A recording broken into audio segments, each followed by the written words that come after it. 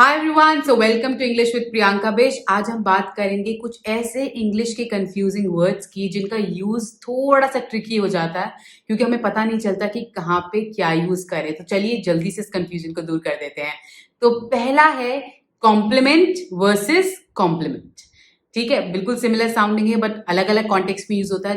तो जो पहला कॉम्प्लीमेंट है विद PLE वाला कॉम्प्लीमेंट जो है वो उसका मतलब होता है सहायक चीज, कोई चीज जो किसी चीज को कंप्लीट कर दे, which is an addition to something which is already been given. For example, this study material is just complementary, कि ये जो स्टडी मटेरियल है एक हेल्पिंग मटेरियल है, इसको आप पूरा मास्टर टेक्स्ट मत समझना, ओरिजिनल बुक तो आपको पढ़नी ही पड़ेगी। It is just complimentary. Alright, दूसरा कॉम्प्लीमेंट है PLIMENT वाला। उसका मतलब होता है किसी की तारीफ करना, किसी के बारे में कुछ अच्छा कहना। For example, who does not like a compliment every now and then, कि कौन ही ऐसा इंसान है जिसको कभी ना कभी एवरी नाउ एंड देन अपनी तारीफ सुनना अच्छा ना लगता हो। ऑल राइट, तो जो नेक्स्ट वर्ड है वो है एमिग्रेट वर्सेस इमिग्रेट। एमिग्रेट जो ई से शुरू होता है, इमिग्रेट जो शुरू होता है आई से।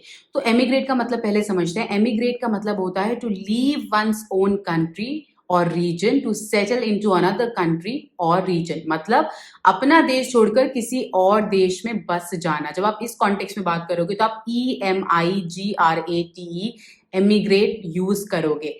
For example, my cousin emigrated from India to the United Kingdom. मेरे भैया ने इंडिया छोड़कर यूके में अपना सेटलमेंट कर लिया है। तो मैंने क्या यूज किया?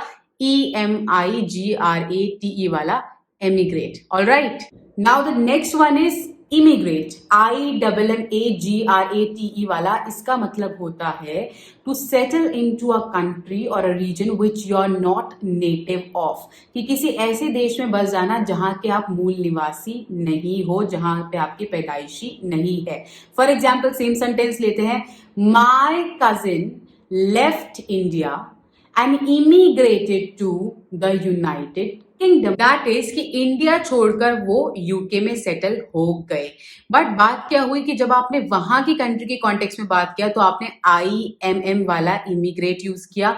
जब आप इंडिया के कॉन्टेक्स्ट में बात करोगे, वो कंट्री जिसे आप छोड़ रहे हो, तो आप एमिग्रेट वर्ड यूज करोगे। आई होप आप समझ पाए होंगे कि दोनों ही कॉन्टेक्स्ट में अगर आप एमिग्रेट और इमिग्रेट को मिक्सअप कर दोगे तो वो गलत हो जाएगा।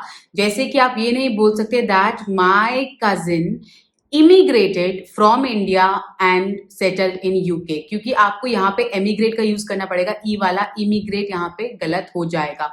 In the same manner, अगर आप ये बोलो that he left India and emigrated to the UK, वो भी गलत हो जाएगा। आपको वहां पे क्या यूज करना है? immigrate. ऑलराइट, IMM वाला।